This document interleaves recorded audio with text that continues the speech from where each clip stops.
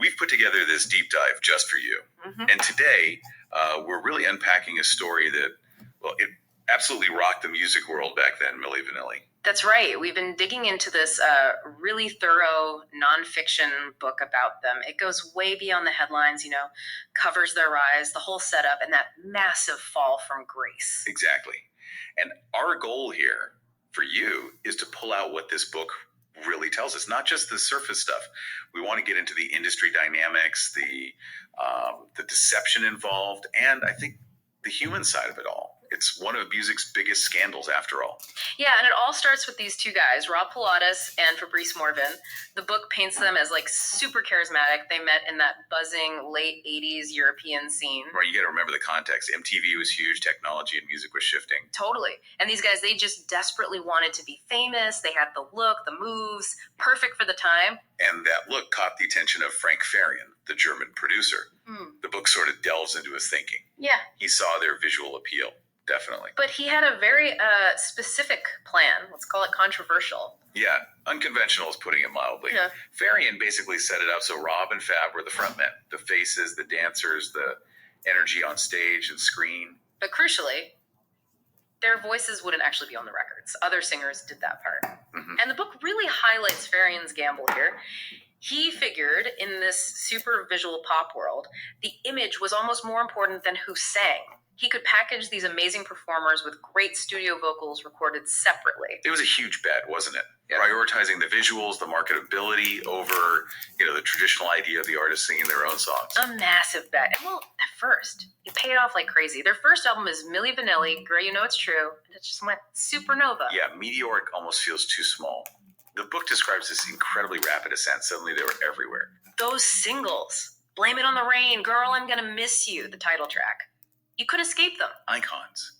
MTV lived and breathed them. They shot right to the top. So fast. And the peak, really, was 1990.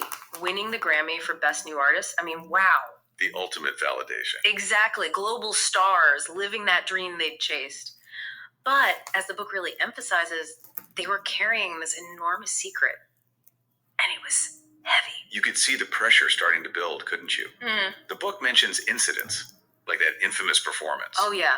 The live show MTV, I think, where the backing track for Girl, You Know It's True started skipping. Repeating Girl, You Know It's Girl, You Know It's over and over. Right. More than just a technical oops, it was like a warning light flashing, Yeah. The book suggests that moment really ramped up the internal stress for them. Definitely. And, well, like most secrets that big. It eventually came out, couldn't stay hidden forever, and it was Farian himself who spilled the beans. He went public, confessed Rob and Fab hadn't sung on the records. And the reaction. Whoa!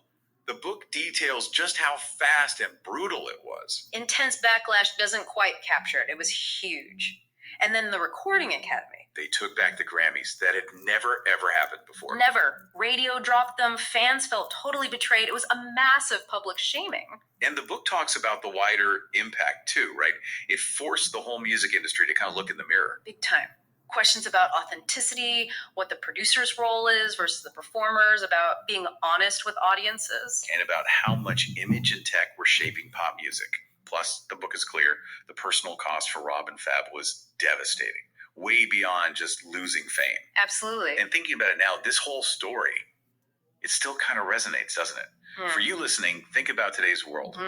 All the curated online profiles, the filters, the social media personas. The super polished, heavily produced content everywhere. The focus on visual branding. It really does circle back to that core Milli Vanilli issue.